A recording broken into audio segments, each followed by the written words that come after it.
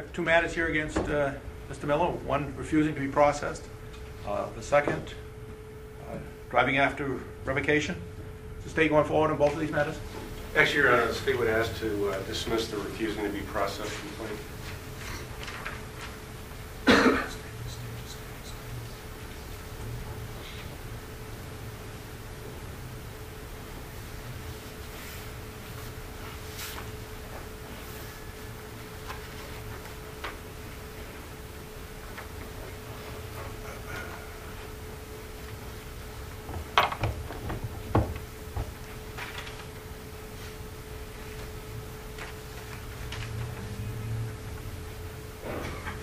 Mr. Miller, I understand that you have entered a plea of not guilty for a complaint of driving after revocation, in that you did drive a motor vehicle, 2003 Saab 95, on a way in the city of Keene, named Main Street, after your driving privileges had been suspended by the Department of Motor Vehicles of Texas.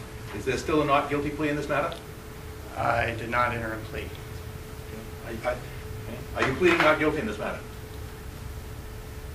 You can plead not guilty, you can plead nolo, you can plead guilty. I had questions about the conflict of interest and who is representing the parties here. The question before you right now is, are you pleading guilty, not guilty, or nolo in this matter? Okay. Am I obligated to understand in order to enter a plea?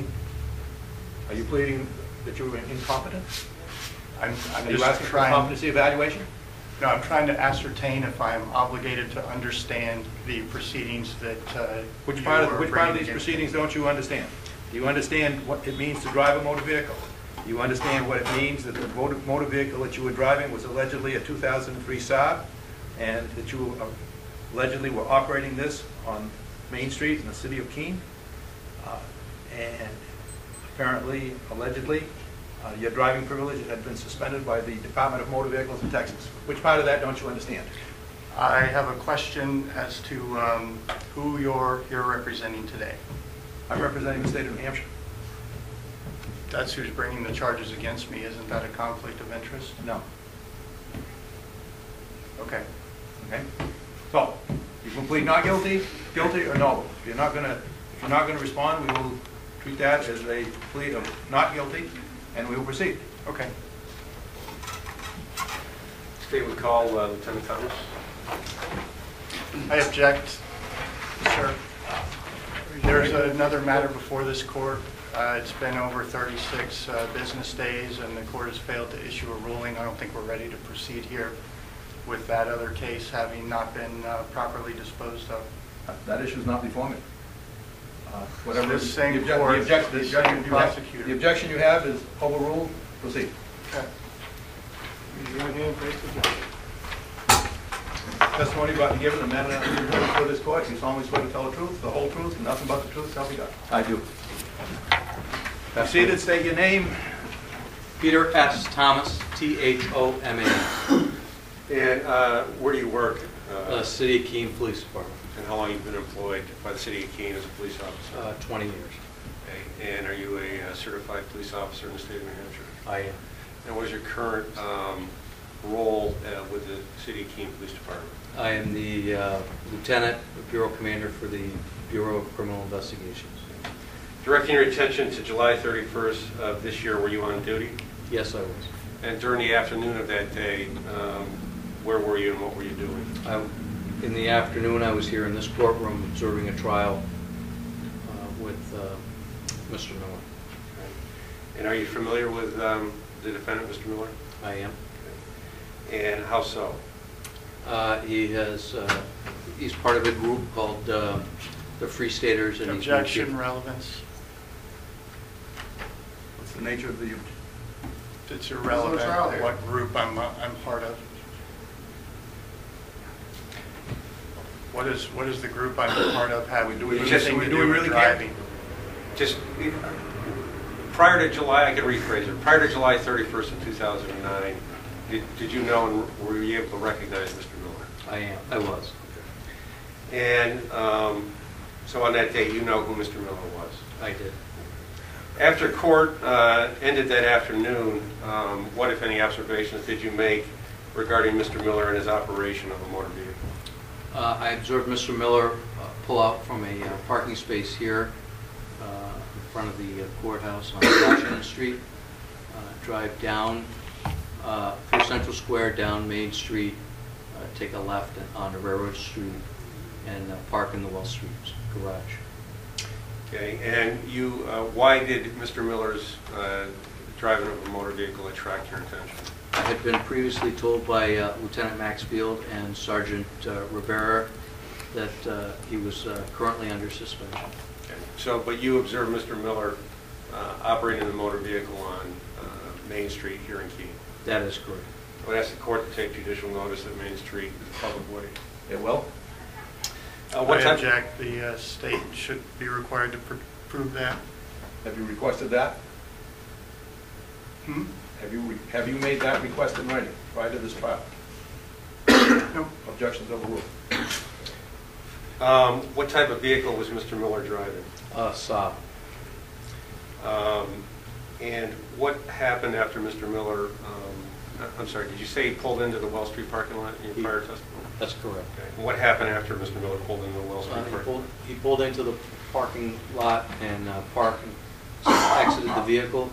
As he exited the vehicle, I pulled in behind him and called over to get his attention and approached him. Okay. And was Mr. Miller thereafter placed under arrest? He was. Okay. And for what? For operating a motor vehicle while under suspension. And is Mr. Miller in court here today? Yes, he is. Would you identify him, please? He's seated at the defendant's table with the white pants and the black shirt. And the record reflects that he's identified the defendant, Mr. Miller? It does. Through your investigation, were you able to obtain a date of birth from Mr. Miller? I was. I don't recall it. I'd have to look at his motor vehicle history or my complaint, but who were. And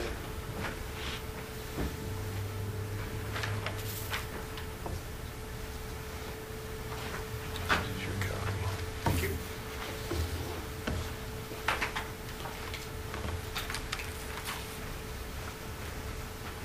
Your Honor, I'd ask that this be marked as a full exhibit as states exhibit number 1. Have you given Mr. Miller a copy of the document that you've just given to me? I just provided him with a copy.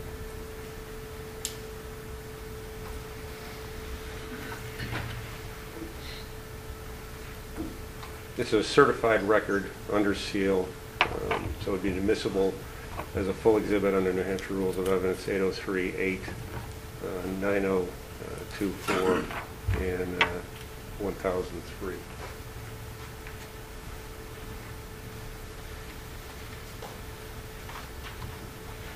Here that the driver license number on this certified abstract is the same driver's license number as shown on the complaint that's presently before the court. I object. There's a different name on here. This complaint named Samuel Miller. This says Sam Miller. Overrule your objection. Continue. Is it now marked as State's Exhibit 1? It is. I object to this being entered into evidence. Objection is overruled. We haven't heard grounds. I show you what's been marked as State's Exhibit number 1. Could you indicate what that document is? That is a Texas Department of Public Safety certified abstract record dated 9/22/2009. And does it reflect a date of birth for a Sam Allen Miller? Yes, it does. 11/6/1975. And does it reflect an eye color for Mr. Miller? Yes, it does. And what would that be? Blue. And does it also reflect the driver's license number? It does. And what is that license number? 01387227. And based on that driver's license number, were you able to obtain a copy of a photograph associated with that driver's license number? Yes, I was. And were you able to observe that photograph? Yes, I was. Okay, and who did that photograph depict? That's the defendant sitting at the table over there. Okay, so the photograph, the driver's license that you were provided from Texas, the photograph with the license number that's depicted in that document, you've observed that, and that in fact was Mr. Miller. I did.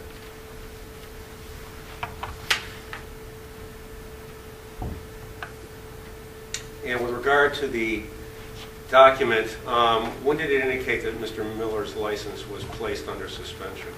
Indicates that his license was suspended beginning date of 4/20/2009. And does it indicate that there's what they call a lift date, or when the suspension was reversed? It does, and that date is 8/4/2009. And you observed Mr. Miller driving on Main Street on July 31st of 2009, is that correct? That is correct. Thank you. I have no further questions. Mr. Miller, do you have any questions of Officer Thomas? Yes. Peter, when did you find out that the driver's license in question was suspended? I was advised, I'm not sure of the exact date by Lieutenant Maxfield, but it was probably a week or two ahead of time. And also on the day of the trial, Sergeant Rivera also advised me.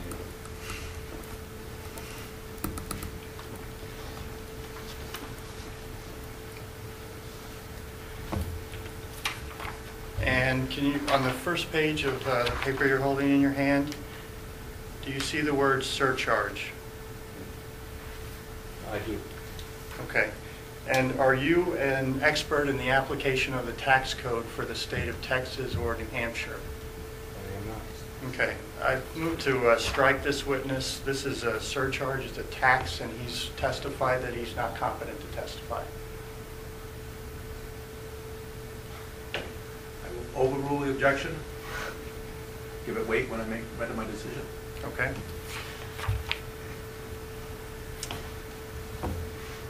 And did you make any attempt to notify the defendant of the information that you came about?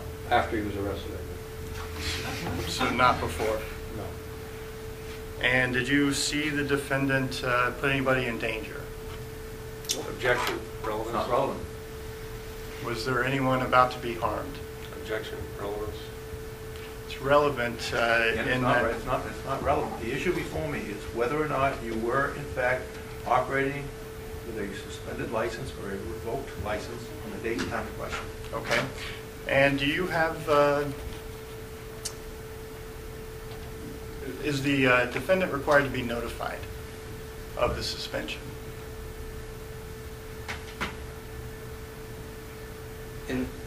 In the state of New Hampshire, if you had a New Hampshire driver's license, they would send it to your home. Whether it would be your last registered address, whether you received it or not, is not a requirement under the state law, only that they send it to the last known address. Okay. I do not know about Texas, how their statutes read. Okay. And are you aware that I was in the Cheshire County Jail at the time of this notice, of this suspension? I'm not sure when you were in the jail. I know that you were in the House of Corrections for a period of time. Did the police department make any attempt to update the address? I'm not under the impression that it's the police department's responsibility to notify the state of New Hampshire where you're residing. Okay. So, but no attempt was made to ensure that this notice was received by the defendant while in the custody of the state of New Hampshire? I'm not aware that it was sent to the state of New Hampshire, so the answer to that will be no. Okay. As a practical matter, I would think it was your obligation to notify the state of Texas of your change of address. That would have been the procedure in New Hampshire. True, but I didn't have any way of getting an address to do that in jail. They don't exactly allow. They didn't even give me paper for a week. Continue with your question. Okay. No further questions. Just briefly, do you know the reason why Mr. Miller was in jail? why his bail was such that he... Objection, relevance. It may be relevant, I don't know. You may answer the question. It's my understanding that he chose not to identify himself to the police and to the court, and was housed at the House of Corrections until Objection, that's, properly identified. So. Witness has no direct knowledge of those facts. He's simply, that's hearsay. Should be Stating what his stricken. understanding was, that's I move to strike from the record. request denied. Keep it down.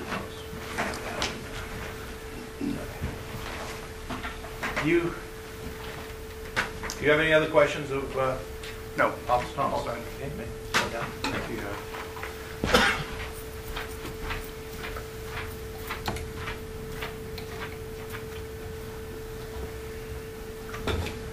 State rusher.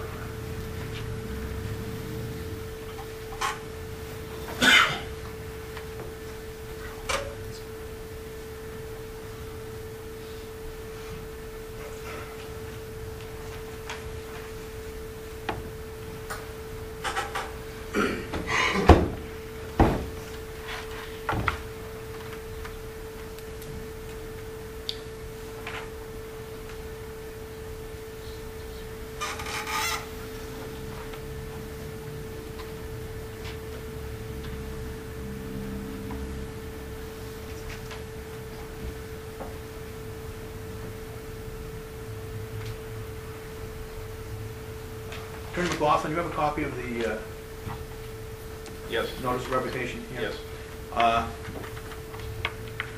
Down at the bottom, it says notice date, February 20th, 2009.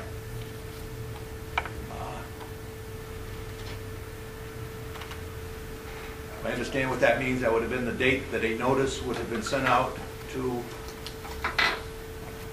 Mr. Miller? I don't know what the state of Texas does.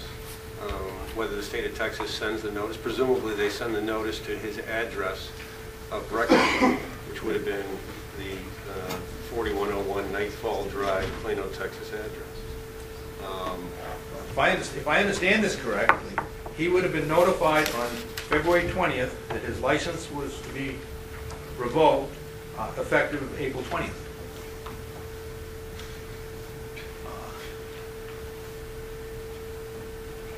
Do you know the dates that Mr. Miller was incarcerated in the state of New Hampshire? I can tell you... He raised a valid issue, except, if I understand this correctly, the notice was sent out on February 20th. The date of his arrest in New Hampshire, I believe, I'd have to check the court record to be certain, was April 13th of 2009. But it surely was sometime after February 20th. Oh, absolutely. Yes, and I believe it was April 13th. But again, I'd have to check the court file. The burden of proof is reasonable doubt, correct? Proof beyond a reasonable doubt, that's the Okay. burden of proof. So if there's a reasonable doubt as to whether or not a notice was sent and what date the notice was sent, I just call your attention to that. You raise a very valid point. If I believe from what I'm looking at that the notice was sent on April 20th, I do believe that there's a reasonable doubt that you may have received notice. But I don't think that's what this notice of revocation says. I think the notice of revocation says that your notice date was February 20th. So it would have been sent, roughly 2 months before you were incarcerated in New Hampshire. Just to clarify, Your Honor, with regard to the notice requirement, I mean, this is not a misdemeanor level offense. There's no mens rea, there's no culpable mental state. But I still have to find him guilty beyond a reasonable doubt. What I'm saying is that the issue he has raised is really irrelevant because the notice was sent on February 20th, not April 20th. That's it. Had that notice been sent on April 20th, I would have something to think about. But where it was sent on February 20th, it's a non-issue. Well, the New Hampshire statutes require that notice of suspension be sent, not a notice for warning of points. The license wasn't suspended until after the arrest, while I was in custody It of was the... it was effective on April 20th, but you were notified before April. Not of a suspension. And the statute requires... Are you suggesting that you received notice of a suspension on the date that the suspension takes place? No, I received no notice. Your Honor, the statute with regard to an out-of-state suspension does not require any notice. No, If you read it, it says the evidence that notice of suspension or revocation was sent to the person's last known and address as shown on the records of the division. The division is defined as the New Hampshire Division of Motor Vehicles. The New Hampshire Division of Motor Vehicles didn't know Mr. Miller existed. They have no file on him. Oh, they knew I existed. I was in their jail.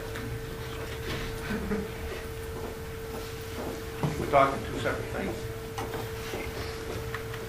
Ms. Miller, do you wish to take the stand on your own behalf? I do not. I mean, would it help? Clear things I don't know. up? I don't know what you want to tell me. If you have nothing to tell me, I don't know your position. All right, so. Hold on, can I confer with somebody?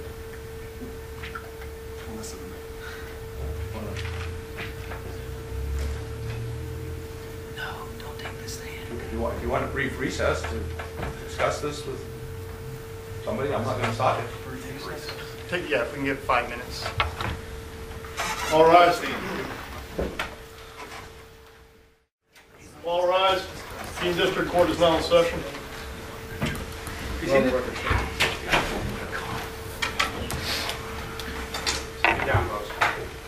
Okay, now that you've caucused with your friends, what do you want to do? Do not wish to take the stand. Okay.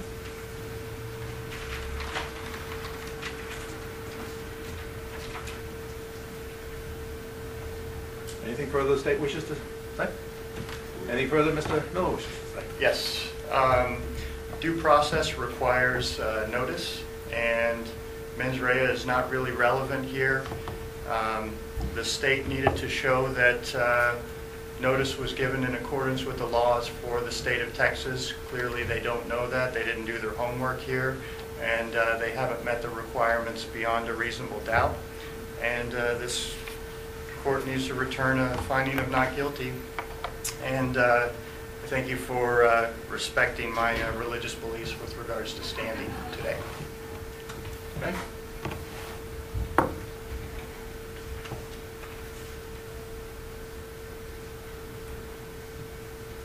Based on the certified record before me, I find that you were notified that your license had been revoked on February 20th, 2009, and that this revocation was effective on April 20th, 2009.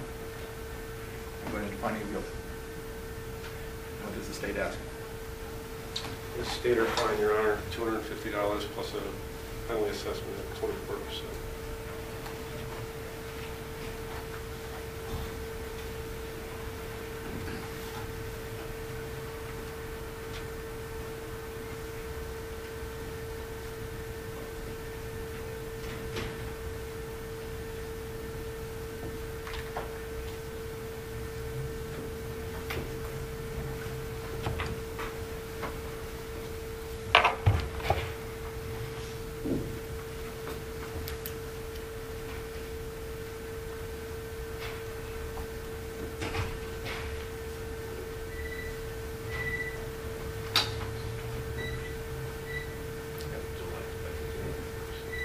I'm going to impose a total fine of $300. Now, Mr. Miller, you have the right to take an appeal from this decision. You have 7 days in which to file a notice of appeal if you wish to take an appeal. If you choose not to take an appeal, I will give you 14 days in which to pay this. Or in the alternative, you can fill out a financial affidavit, possibly take care of this with 30 hours of community service. And I have the option to report to jail at $50 a day, according to the New Hampshire statutes, correct? You do have that option. Okay. thank However, you.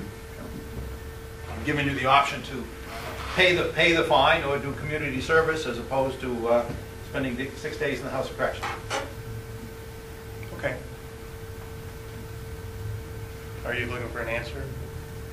Yeah, be nice. Oh. I probably will file an appeal for now.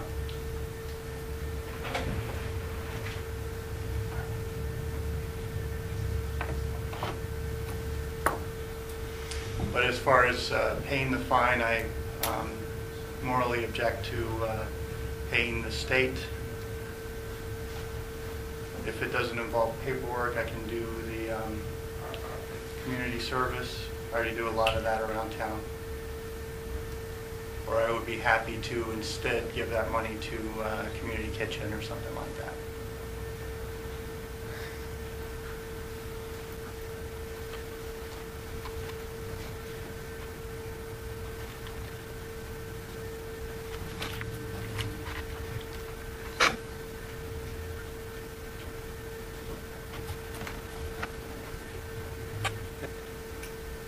Make an order that the fine is to be paid by November 6th. However, if the fine is not paid by November 6th, you may at that time request to do community service in lieu of the fine payment. I'll give you 2 weeks to decide whether you want to do community service. You said if the fine's not paid, I missed that part. I'm giving you to November 6th. Mhm. You're not sure what you want to do. You may take an appeal, in which case this order gets stayed. But if you're going to pay a fine, it's to be paid by November 6th. On November 6th, you decide that you don't want to pay that fine, you may request community service in lieu of the fine payment.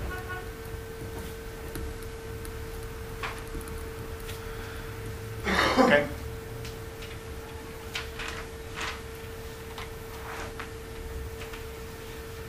So, any way you look at it, you need to be back here on November 6th. Okay. Do you need a copy of that notice? Of your order? Well, we'll give you a copy of the order, but you also Which notice? I'm sorry. I'm not notice that following. says that you need to be back here on November 6th. Oh, no, we've got it on camera. Good. All rise.